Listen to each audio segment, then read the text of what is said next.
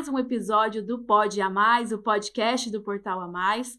E hoje o nosso bate-papo vai ser com o advogado e ex-vereador dessa cidade, Renato Caroba. Seja muito bem-vindo, Caroba. Obrigado, Ariane. Um prazer poder estar aqui no Portal A Mais, nesse podcast tão importante.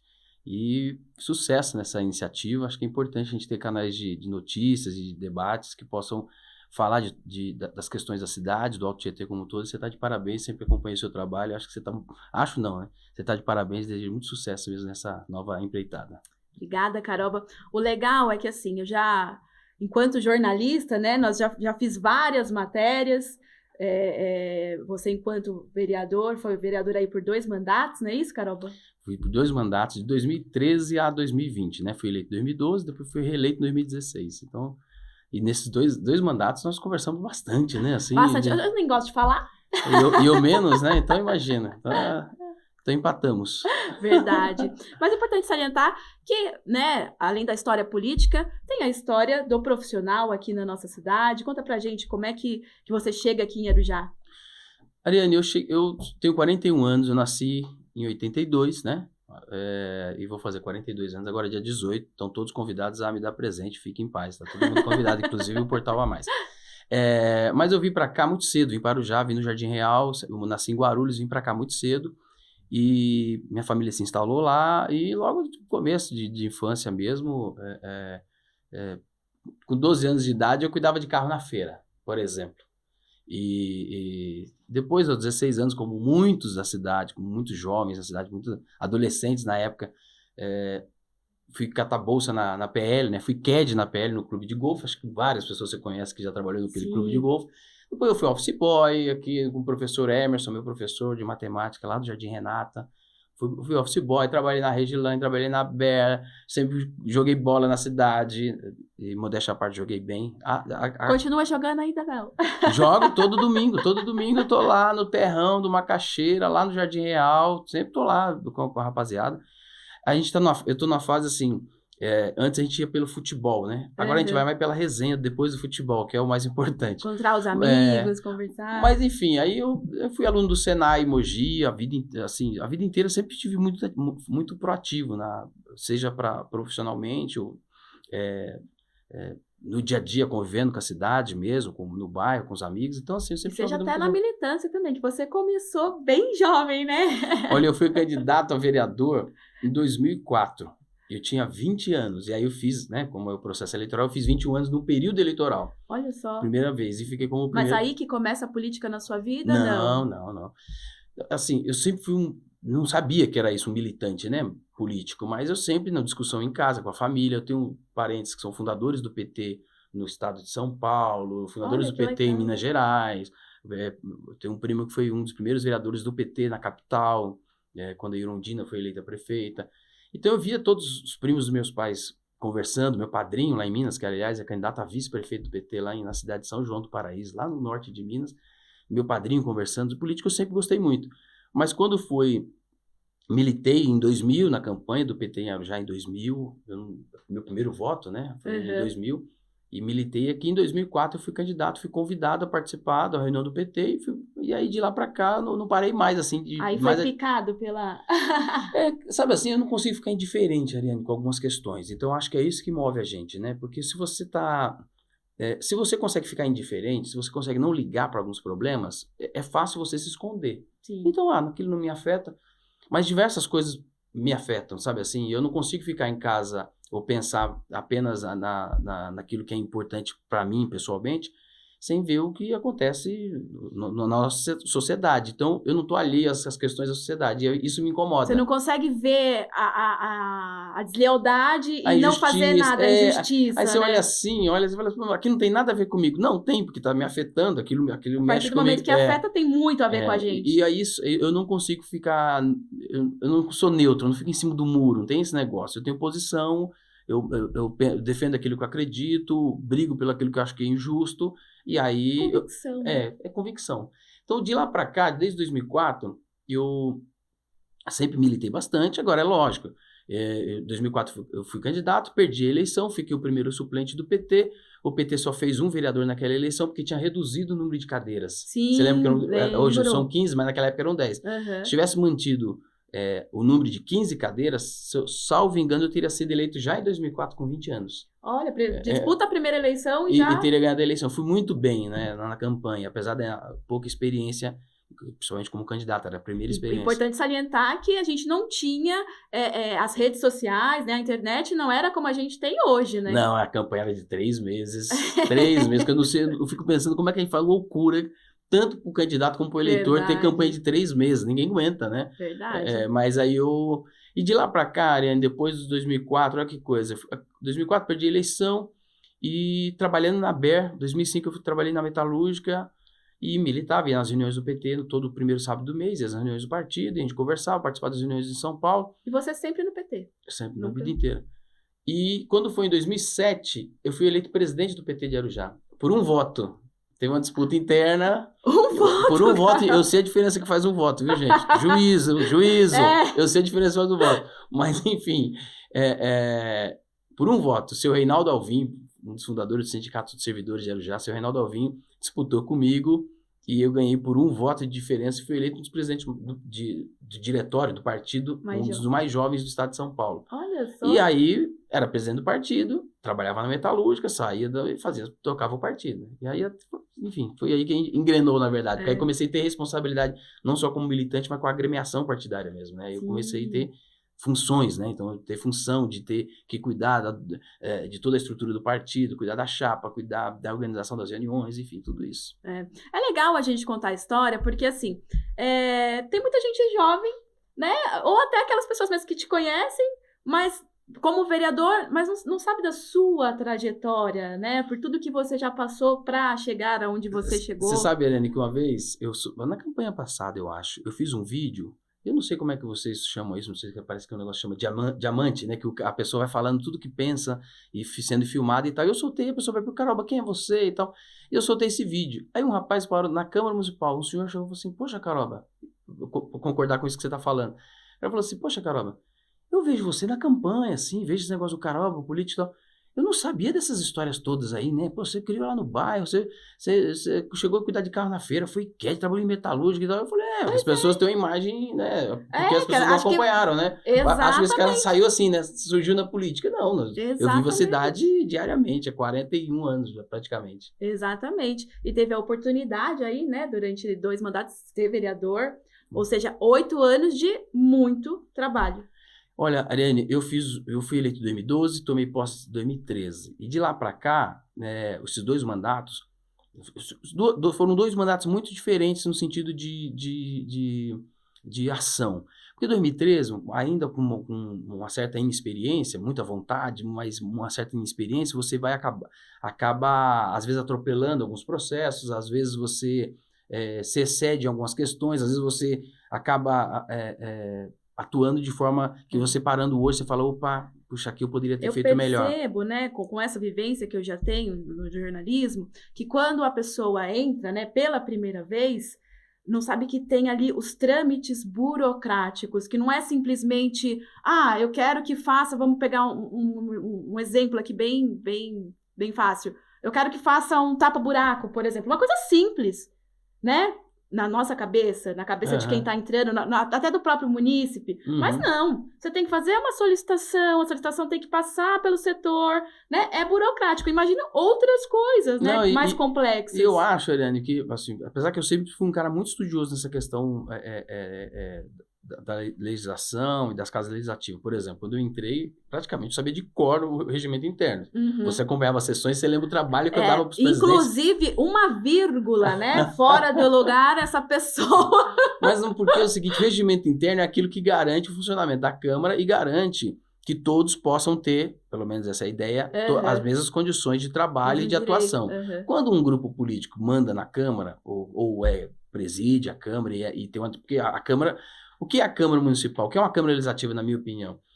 Nós temos diversas divergências na sociedade, né? E o posicionamento político. Ali é o local onde você oficializa isso e onde permite o debate. Exato. Né? Então, se não houvesse a Câmara, o que haveria era a briga na rua. Não é isso? Porque eu não concordo contigo. Não, então exato. é justamente isso. A Câmara é um local para você colocar os diferentes e tentar definir uma ideia, uma proposta para a Que cidade, para seja o Estado. melhor para a maioria, E né? quando há um grupo que é maioria dentro da Câmara, às vezes ela sempre tem uma tentativa de calar quem é minoria, quem está na bancada menor. E aí eu sempre me defendi, como eu falei, eu não aguento injustiça com os outros, não vou aguentar comigo, né? Então, por diversas vezes, e vocês testemunhou isso, por diversas vezes, hoje, amigos que eu tenho na Câmara hoje ainda, mas tentava passar, dar um jeitinho para não garantir a nossa fala, para que nossos documentos não fossem aprovados ou sequer protocolados, e eu bati o pé, e modéstia à parte eu ia muito bem. Você sabe disso, que modéstia à parte passou ali 1 ano e já tinha vereador que vinha falar com a gente, que a gente conversava, trocava ideia, assim, porque percebia que a gente acompanhava as comissões todas, audiência pública todas, e eu não fiz nada de diferente, nada extraordinário, é a obrigação do vereador.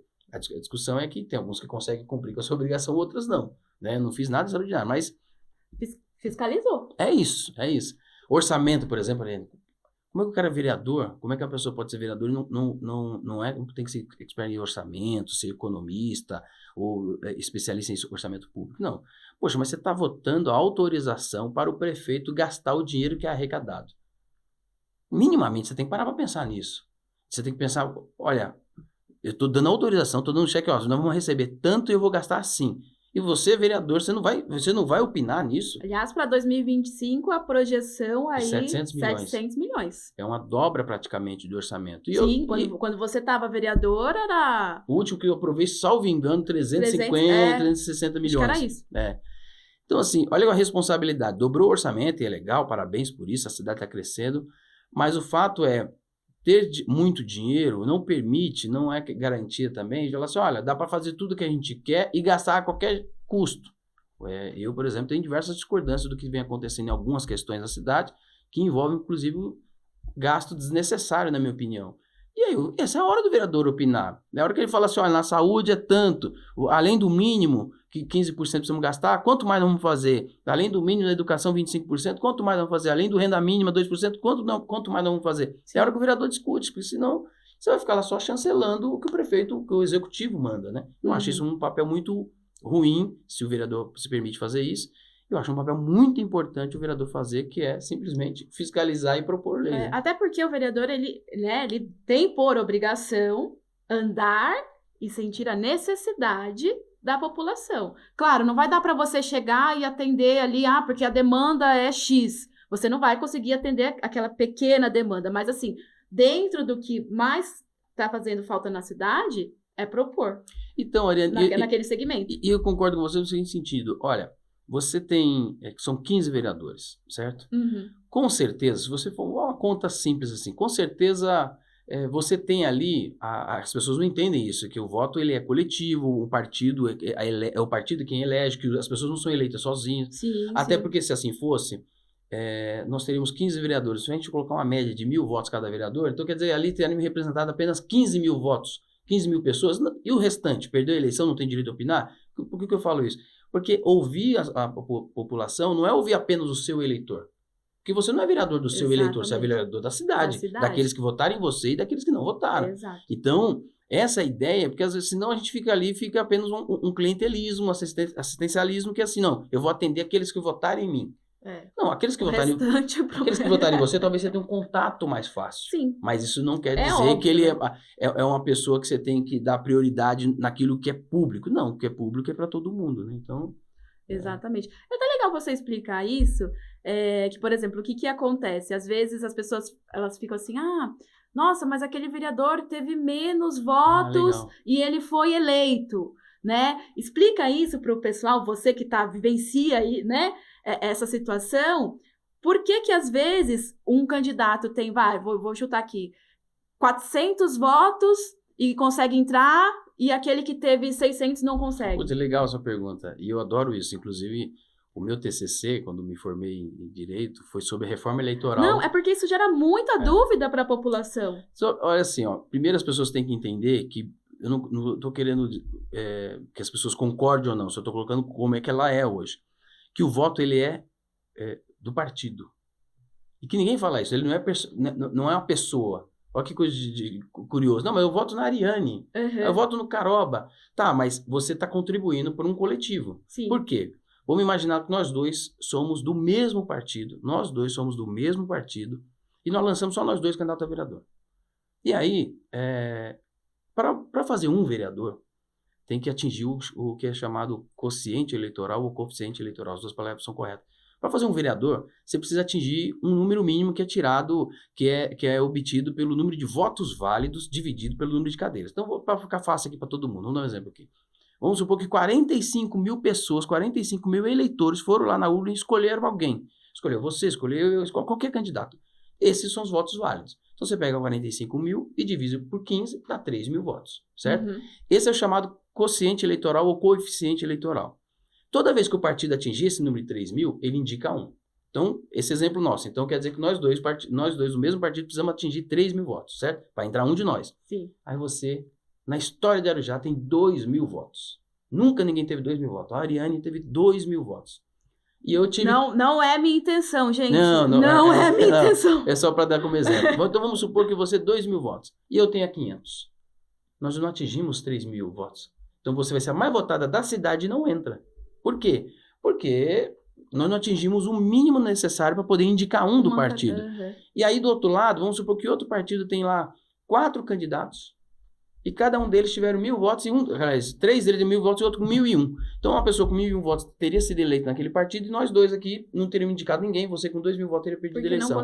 Então, enfim, é uma conta doida, mas que isso só define o quanto é representatividade. A Câmara precisa representar todos os pensamentos. E é por isso que às vezes as pessoas não entendem essa... o fulano teve mais voto e perdeu a eleição. É possível, porque o voto não é individual. Exato. Você quer ser eleita sozinho, tem que ter 3 mil votos sozinho. Aí você seria eleito. Agora, se não for o caso, ninguém é eleito sozinho. Até o mais votado não é eleito sozinho. Tirando... Só uma curiosidade, contei isso para um cara ontem. Tirando o Suplicy, que foi candidato a vereador em São Paulo, e para fazer um vereador lá em São Paulo, na eleição, o partido tinha que atingir 300 mil votos. Nossa Senhora! Ele teve 900, então ele garantiu dele de mais 2. Ele sozinho. Então ele poderia dizer que ele foi eleito sozinho. Né? Então, agora o restante, ninguém é eleito sozinho. Legal, bacana. E você, enquanto vereador, você teve aí várias leis, né? Vários projetos que viraram lei, principalmente na área da saúde.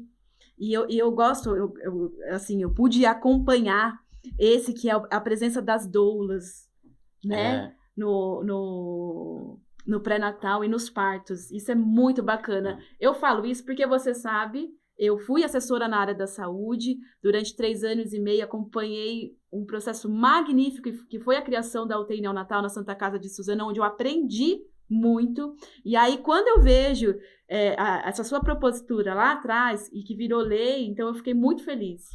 Eu achei, olha que engraçado, isso linka com o que você falou anteriormente, que é ouvir as pessoas. Em 2015, salvo engano, ou 14, nós criamos o Fórum Popular de Arujá, que era um local de debates, assim que a gente discutia a cidade, discutia a sociedade e tal, nós criamos, e todo mês a gente se reunia para conversar. E lá eu eu conheço um bom tempo, mas o Rodolfo e a Francine, a Franciane, desculpa, ela falou, olha, Carol, eu trabalho, eu sou doula em São Paulo e tal, mas aqui não tem uma lei específica. E eu falei, nossa, que coisa interessante, né? Que é você poder ter um parto humanizado e, para isso, garantir para a gestante uma profissional, porque a doula é profissional, né? É uma profissão, não é uma coisa... não é qualquer pessoa que pega lá. Não, é reconhecido como profissão. E você permite que aquela doula, aquela profissional que acompanha para que tenha um parto mais humanizado, mais tranquilidade para a gestante, que ela possa acompanhar não só o pré-natal, mas também o parto. Então, é permitir a presença dela mesmo com os médicos na maternidade. Claro que não é chegar lá também e você entrar de qualquer jeito, porque o médico não tem obrigação de saber se você é ou não é. Exatamente. Então, tem um processo de você cadastrar, se identificar na maternidade, dizer, olha, eu sou doula, minha profissão é essa. Tem que ser organizado também. Mas eu achei maravilhosa essa ideia, agradeço, inclusive, ao Fórum e ao Rodolfo, a Fran, que debatemos muito essa ideia, e nós propusemos isso, foi aprovado. Hoje já não só na pública, como particular, permitido que tenha a presença de doulas para aquelas mães que querem ter parto humanizado, permitido que a gestante possa levar a sua doula, a sua profissional, para acompanhar o parto e o pré-natal. Ó, você, mãezinha aí, que tá na fase do pré-natal ou que já tá aí quase para ganhar, se informa tanto na maternidade aqui em Arujá, tanto na maternidade privada quanto na municipal. É só se informar para você ter direito também, né? E as doulas, por favor, vocês que quem é doula e quer se cadastrar, procure também as maternidades para fazer o cadastro lá nas maternidades para poder trabalhar. Nas próprias maternidades, nas né? próprias maternidades, ela tem que cadastrar na Secretaria da Saúde, vai lá, e aí, olha, eu sou profissional doula, tenho aqui os requisitos, cumpre lá, apresenta toda a documentação de que tem essa capacidade técnica e essa formação, e aí ela pode atuar nessas maternidades. Legal. E outra bandeira sua também, enquanto vereador, é a transparência na lista de espera por especialidades médicas aqui. Ariane, isso é uma lei importante, eu julgo muito importante, e olha que curioso, essa lei, no início eu fui criticada por ela, olha que coisa de doido, né? Eu fui criticada por essa lei. Depois, em 2017, eu fui premiado pelo Instituto Voto Consciente, pelo Instituto LabGov, pela OAB do Estado de São Paulo, por essa lei. Olha que coisa, pela transparência. Carimbando, né? Que realmente eu recebi esse prêmio em 2017. Olha o que acontece. Muita gente espera, você trabalhando na saúde, você sabe disso. Muita gente faz um pedido por algum exame específico, e aí fica, qual é a orientação na secretaria, ou no posto de saúde, enfim, tem que aguardar, certo? Uhum. Tem que aguardar, porque não tem aquela especialidade agora, tem que aguardar. Mas você não fala, mas aguardar o quê? Quantas pessoas estão na minha frente? Quantas pessoas estão esperando mesmo dia? Pra você ter uma certa noção, Porque né? às vezes a pessoa, puxa, eu tô com outra dificuldade, um exame que talvez é tão necessário para mim, que a pessoa vai dar um outro jeito, enfim. Mas o fato é, se você não sabe o que você está esperando, você está esperando, mas não sabe quando. Então, qual foi a nossa ideia? É de que a lista de especialidades seja divulgada, e para não expor a pessoa, que ninguém precisa saber que tipo de exame você está esperando, não se divulga o nome da pessoa, divulga o número do cartão do SUS e a sua colocação. Então, vamos dar um exemplo. A Ariane está esperando um cardiologista. Então, é o número do teu cartão do SUS, que só você sabe, está no seu cartão, e a colocação.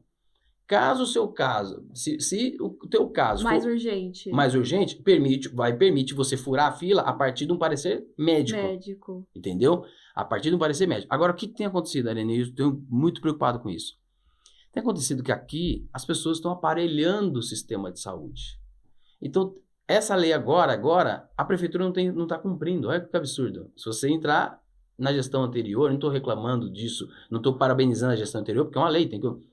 É lei, independentemente de quem esteja à frente do executivo. A prefeitura não tem cumprido, Ariane, você acredita? E aí o que tem acontecido? Quem conhece o vereador passa na frente, quem conhece o secretário passa na frente, quem conhece alguém da prefeitura passa na frente. Agora, quem não conhece ninguém, fica esperando você saber quanto. Isso é um absurdo, assim, eu estou denunciando isso, estou falando isso porque não está sendo cumprido, porque estão usando a saúde para aparelhar. Então, tem uma amiga, olha que curioso, tem uma amiga de infância, eu fui falar de campanha, então ela falou, olha, Caroba, eu não posso me expor, né, com quem eu vou estar agora, porque eu pedi uma ajuda para fulano, e ele está na frente da saúde, ele está envolvido com a saúde, e eu estou esperando ele atender o meu pedido. Mas assim que o meu pedido da saúde for atendido, eu posso me declarar. Ela falou, e fique tranquilo que eu não vou declarar apoio a ele, porque eu acho um absurdo, a consciência, eu acho um absurdo, quer dizer que segurou essas vagas 3 anos para soltar agora no período eleitoral, para eu ficar grato quando na verdade eu tinha o direito de ter feito esse exame de forma antecipada. Então, hoje essa lei, olha que coisa absurda, e eu quero voltar, né, se assim permitir, por conta, além disso, é poder cumprir o que foi aprovado pela Câmara, não é uma proposta minha, mas todos os vereadores aprovaram, e não tem sido cumprido, infelizmente. Entendi. E ainda nesse sentido de dar mais transparência, né, tem a lista visível de médicos plantonistas em hospitais e postos de saúde. Olha o que acontecia, Ariane. Deixa eu ver, as pessoas... Lei também, né? Lei também. Olha que coisa de... Você acompanhou muito isso, né? As pessoas chegavam na Câmara e falavam assim, Caroba, eu fui no posto de saúde tal, no pronto atendimento tal, e lá me trataram assim, falaram que lá tem que esperar mesmo, lá estava faltando 2 médicos, ou fulano não estava, enfim. E você chegava no PA, o paciente, ou ninguém sabia com quem falar, mas tudo bem, quem é o responsável por esse lugar aqui? Quem é o responsável pelo posto de saúde, pelo plano de atendimento, pela maternidade? Não se divulgava. Então, qual é a lei que nós fizemos? Para que que seja divulgado no mural, para que todo mundo tenha acesso, para que quem é que responde por este plantão. Aí coloca aí, porque eu preciso chegar lá e falar, eu quero falar com a Ariane. Porque que você ela sabe que responde. Quem que é o responsável. Eu quero falar, e quem são os médicos que estão atendendo hoje? Fulano. Fulano. Então, todo plantão tem que ter isso, não só no privado, não só no público, quanto no privado. Agora, Ariane, eu estou muito preocupado com isso, porque tem feito muita, assim, atualmente tem feito muito propaganda na questão da saúde, mas isso também não está sendo cumprido. Olha que coisa de maluquice, uma lei que não se cumpre na cidade. Gente, importante a gente salientar, eu gosto sempre quando eu trago pessoas que são ligadas à política, né, que são vereadores ou já foram, assim, o vereador, ele propõe, né, um projeto de lei aprovado pela Câmara, esse projeto, ele segue para a sanção do prefeito, que daí ou ele sanciona, ou veta, ou coloca algumas observações, não é isso? Quando vira lei, aí sim tem que ser cumprido. Por todos. Por todos. Todo mundo. Então, essas duas leis que eu falei, da lista de espera de especialidades, que não estão cumprindo, porque estão aparelhando a saúde, e essa de divulgação, infelizmente, e aí você fala, aí você precisa que vereadores fiscalizem. O que o vereador fiscaliza? É se a prefeitura está cumprindo ou não a lei. Eu já estou falando duas aqui que a prefeitura não tem cumprido. E ninguém fala nada. Vereador nenhum falou nada. Então, com todo respeito aos colegas que lá tenho, mas a gente não pode, o vereador, a Câmara, não estou falando desse vereador, a Câmara não pode ser um local que você fica apenas chancelando, carimbando as ações do governo. Você tem que carimbar aquilo que é importante, mas você também tem que carimbar, tem que fiscalizar e apontar os erros. E parece pequeno isso, mas não é pequeno. Porque, como eu falei, principalmente essa questão da especialidade, Ariane, como é que você pode, então... Já pensou você ser a primeira da fila, com esse exemplo que eu dei, para ser a próxima atendida no cardiologista, aí o fulano, porque conhece o vereador tal, passar na tua frente? Você acha justo isso? Acho que isso é justo. Até porque a gente está falando de saúde, né? A gente não está... Não qualquer uma necessidade, né? Então você está lá esperando, aí nunca chega a minha vez, minha vez, porque tem, infelizmente, políticos usando a máquina para poder atravessar. Nós não queremos promover a fila, não é isso. Nós não queremos promover a fila. Mas se ela existe, que ela siga a sua ordem, e não que vereador interferência... Todos têm o mesmo atendimento. E que o político faça interferência, né? É isso. Uhum. Porque enquanto os políticos estiverem fazendo interferência, ele não vai se preocupar com o tamanho da fila. Esse é o problema. Não vai se preocupar. Aí fala assim, eu não tenho fila que os meus eu consigo passar na frente. Então, é por isso a importância de você divulgar isso. Porque senão, se o político consegue atender os dele, olha que absurdo, né? Ele não vai se preocupar com a fila. Então é por isso que a gente tem que atuar contra isso e que cumpra a lei, e eu espero que isso seja cumprido. Verdade. Assim, a saúde sempre foi uma bandeira sua, né? Vamos dizer assim, era uma das suas prioridades enquanto vereador, porém na área social também você teve aí vários projetos, até porque você também trabalhou, né, você exerceu essa função, né? Eu fui diretor da assistência social. Da assistência social, então também você tem um carinho, vamos dizer assim, né, por essa área. Ariane, olha que coisa interessante, eu trabalhei na assistência social em 2011 e fui coordenador de alguns programas de juventude. Vamos dar um abraço aqui para minha amiga Isabela, que ainda trabalha na prefeitura, enfim, tantos amigos que eu tenho lá, mas que ela era sensacional, a juventude tudo, eu gostava dela porque ela cuidava daquilo com maestria. Mas nós coordenamos lá o programa Projovem e Ação Jovem, Projovem do governo federal e Ação Jovem do governo do estado. E também eu consegui trazer para Arujá, naquela época, o Via Rápido Emprego, que era Via Rápido Emprego, mas para a juventude. Então, eu sempre atuei, e não tem coisa mais satisfatória, Ariane, que você vê que aquela política que foi implementada no sentido de fortalecer as famílias que naquele momento estavam em vulnerabilidade social, e você vê que aquela pessoa saiu daquela condição. Olha que curioso, acordando o programa Projovem, Ação Jovem, eram bolsas, era um valor que o jovem recebia, mas em contrapartida ele teria que cumprir com algumas etapas, entre elas a questão de você estar estudando, de você fazer cursos técnicos. Eu abri convênio com o Liceu Brás Cubas, jovens nossos foram fazer cursos lá técnicos sem pagar R$1 pelo programa. Bacana. Aqui na escola, no Colégio Atenas, inclusive, muitos formaram enfermeiros. Eu fui agora no hospital, aí fui tirar sangue, aí eu olhava para a moça assim, né? Poxa, eu já tenho 42 anos, isso eu estou falando, 2011, nós estamos falando de 13 anos atrás. Eu olhava para ela e tal, eu falei, eu te conheço. Ela, eu também estou lembrando. Falei, você foi do Projovem? Eu fui. Você fez enfermagem conosco, fez? Ela tá trabalhando no hospital. Então, a coisa... Eu imagino a sua satisfação puxa, pessoal. olha, uma vez eu tava na Amazonas, Avenida Amazonas, tava passando de carro, aí um amigo tava andando, um jovem, um desses jovens, que eu nunca mais tinha visto. Aí, Jonadab, o nome dele, Jonadab. Aí eu falei, Jonadab, e aí, tudo bem?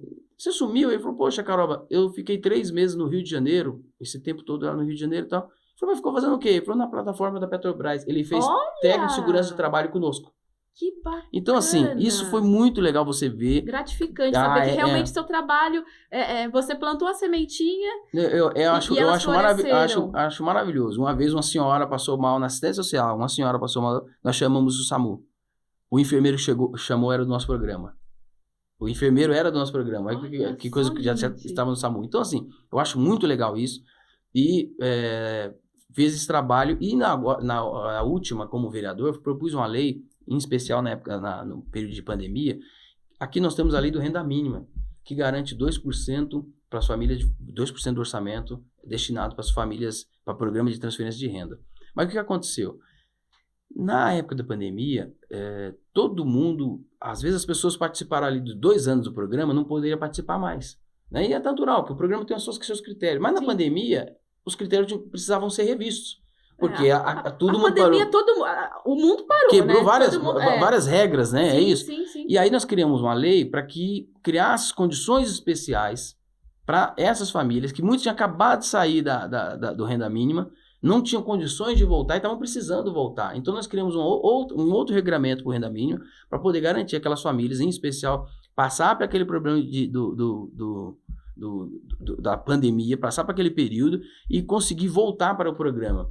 Não só isso, né? E para garantir isso, nós tiramos, que não tinha sentido, também foi ideia assim, né? Eu acho que foi uma provocação minha, porque eu acho que ninguém seria contra, né? Sim. Mas falou, olha, nós tínhamos destinado, eu vou lembrar que acho que R$700 mil para a Festa das Nações. Eu falei, gente, Festa das Nações na pandemia... Eu lembro, foi cancelada a festa, olha, e não só e aí implementamos o renda mínima para transferência de renda.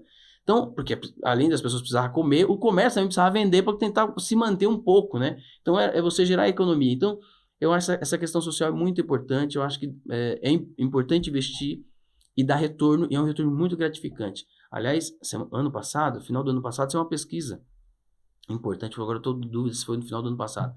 O percentual de as primeiras jovens que estavam, as primeiras crianças que faziam parte do programa Bolsa Família, assim que lançou o programa, 70 e poucos, mais de 70% não precisam estar no programa hoje.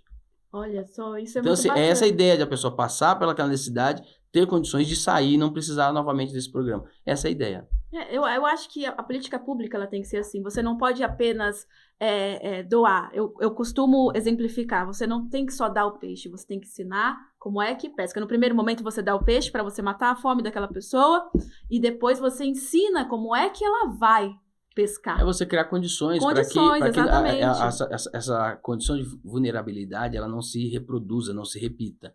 E aí também, mas é isso que você falou, não é você falar assim, então não vou dar o peixe porque tem que ensinar a pescar, meu amigo. Para a pessoa pescar, ela tem que estar viva. Exatamente. Então vamos começar por aí. Você tem que matar a fome no primeiro momento e depois você garantir o mínimo. E ninguém está falando aqui de segurar, de dar renda para a pessoa ficar bem de vida ou ficar na condição que não precisa fazer nada. Não, é uma garantia mínima para a pessoa poder sair daquela situação. É que assim, o que acontece, né? Infelizmente, como em tudo, na profissão, na família, em tudo, terão aquelas pessoas, né, que vão tirar proveito. Isso é fato.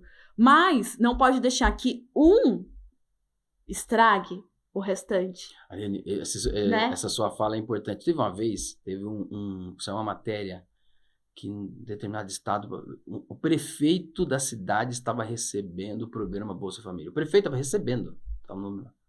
Aí um amigo meu falou, tá vendo, esse programa não presta. Eu falei, mas é o programa que não presta ou aquele prefeito não presta? Porque o problema não está no programa, o problema está na pessoa que está lá na ponta, que é quem cadastra as pessoas que vão receber ou não o programa. Então é isso que você está falando. Lógico que você vai ter problemas, diversos problemas. Não precisamos ir longe, Caroba. Vamos voltar 4 anos, quando o governo ele deu aquela ajuda de custo por conta da pandemia. Eu sei de pessoas do município que não tem necessidade, entendeu? Que não tem necessidade e que a pessoa recebeu, tá lá, é lista pública. Não, e aí a pessoa quer condenar o programa, não dá, né? Não tem como, não tem como. Mas assim, eu sempre atuei bastante na área social, acho que é importantíssimo, acho importante a política pública garanta o mínimo, as condições, porque você vai combatendo as injustiças, inclusive garantindo condições, tentando nivelar as condições, né? Botar todo mundo na mesma condição, que ainda nós somos muito longe do que a gente precisava ter, mas muito aquém mesmo. Acho que, infelizmente, não sei se a nossa geração vai conseguir ver isso. Aliás, nossa já não viu, né? Se as outras ainda, mas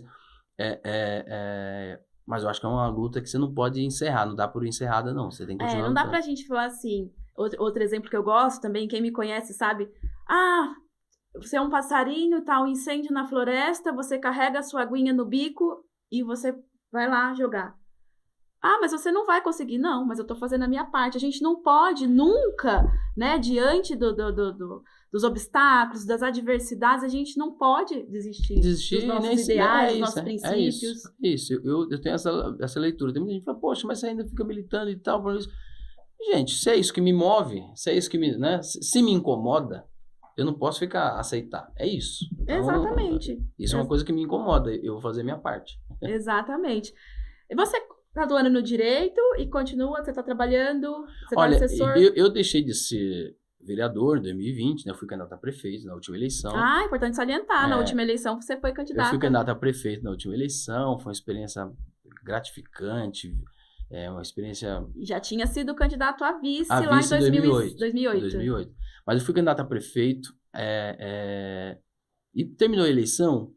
Acabou a eleição, eu pensei assim, Helene, eu falei assim, eu vou advogar, né? Advogo, pego alguns casos, mas pouco ainda. Eu falei, vou advogar, vou tocar minha vida, vou advogar.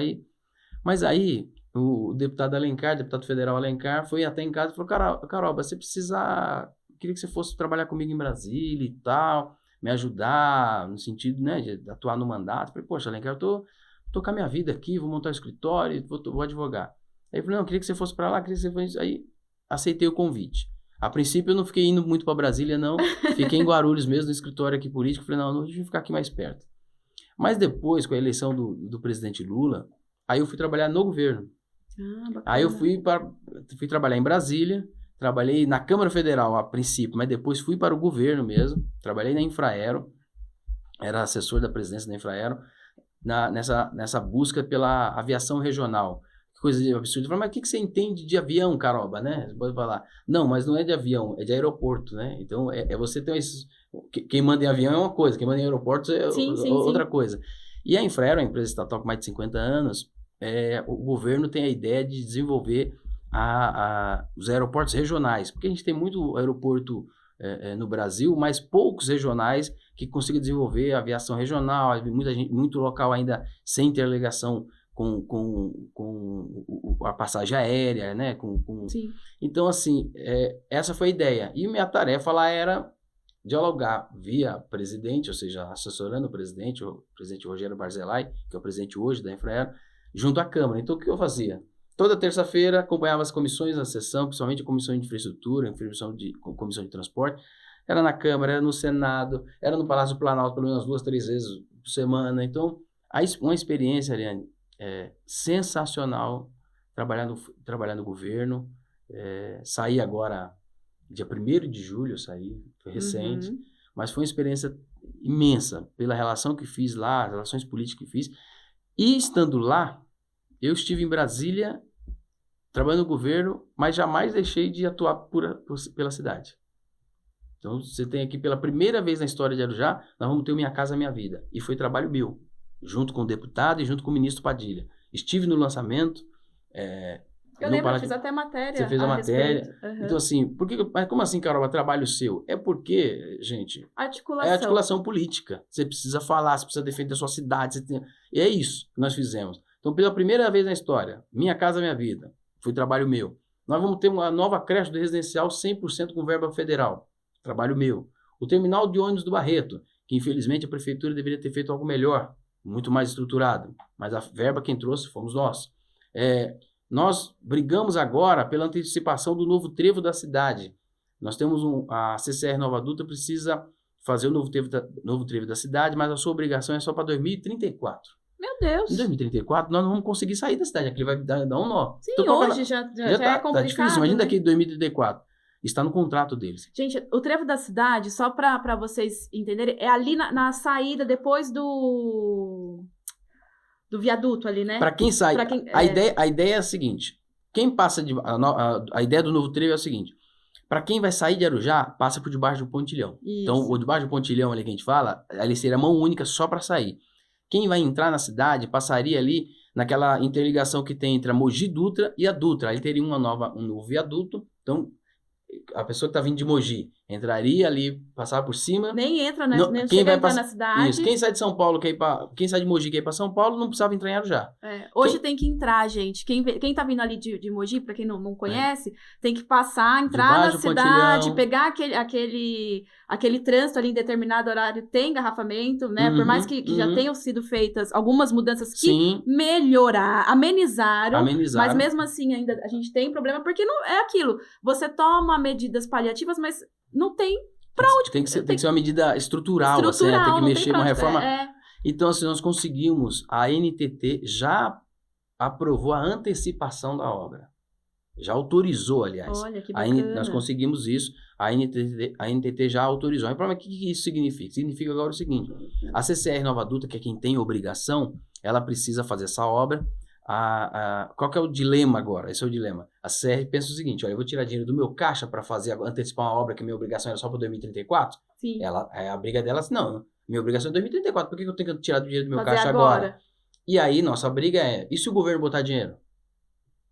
E assim a gente reformular o contrato, fazer um aditivo no contrato nesse sentido. Então, a gente bota o dinheiro, o governo põe dinheiro para você antecipar a obra, mas que isso muda, inclusive, o seu direito do prazo para, por exemplo, reajuste de tarifa de pedágio. Então, vamos rediscutir. Então, por isso não é uma coisa tão fácil, mas a autorização da ANTT, que é a Agência Nacional do Transporte Terrestre, nós já conseguimos autorização para que a CCR antecipe essa obra e agora nós estamos atrás do recurso para que ou a CCR tire do seu caixa ou o governo federal bote dinheiro para fazer esse novo trevo. Essa obra necessária, né, gente? Então eu fiquei nesse tempo, eu falei tudo isso para dizer o seguinte, fiquei esse tempo em Brasília, Ariane, trabalhando muito, mas trabalhando muito mesmo, não só em prol do governo federal, especificamente, mas também em prol da cidade, porque a gente não tem como, a gente ama Arujá, moro aqui a vida inteira, a família tá aqui. Não, as pessoas falam assim pra mim, por que tu não vai pra São Paulo, trabalhar em São Paulo? Já recebi propostas pra trabalhar em São Paulo. Gente, eu amo a minha cidade, eu sou peixinho barrigudinho, nascida e criada aqui.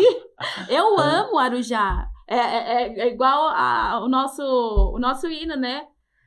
Que eu amo e aqui vou ficar. Eu amo tanto e aqui vou ficar. É Arujá. É Arujá, gente. Nós que somos, né? Você veio muito jovem pra cá, mas assim, é um cidadão arujaense. Eu não lembro de ter morado em Guarulhos. Pois né, assim, eu vim pra cá é. recém-nascido, né? Não, a gente cria esse vínculo e assim, não tem como sair daqui. não tem. A gente vai criando raízes, né? Então, mas é por isso, assim. E aliás, é por isso que eu voltei, inclusive, Ariane. Por isso que eu voltei, abri mão de lá, pedi as contas lá em Brasília e voltei para cá para participar todo esse processo eleitoral que nós estamos passando. Legal, bacana. Renato, foi um prazer te receber aqui, poder ouvir um pouco mais, né? Pedaços da sua história, partes da sua história que eu não conhecia e também poder contar para quem está nos assistindo, né? Quem é o Renato Caroba?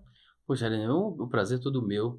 Confessar para vocês aqui, gente, que nas sessões que tinha na Câmara Municipal, eu sentava ali, mas de vez em quando sentava no setor da imprensa, eu enxerido que sou, sentava ali no setor da imprensa e ficava, Ariane, e aí, você estava acompanhando isso? Aí falava com o jornalista, a Silmara, assessora de imprensa da Câmara, e a gente ficava ali, a gente fofocando no bom sentido, porque a gente discutia tudo. Então, poder estar aqui agora falando nesse novo portal, na verdade, nesse novo canal tão importante de notícia para a cidade. Então, eu fico muito feliz com a sua trajetória mesmo e só tenho a agradecer pelo convite e desejar muita sorte para você e para toda a sua equipe que aqui estão acompanhando. Muito obrigada. E, gente, não era só assim, Sorrisinho não, várias vezes.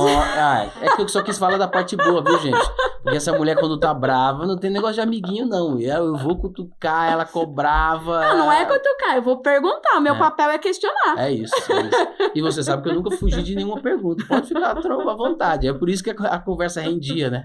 Verdade, como rendeu também hoje, né? Verdade. Obrigada mais uma vez, Eu que agradeço. Renato. Obrigado pelo convite.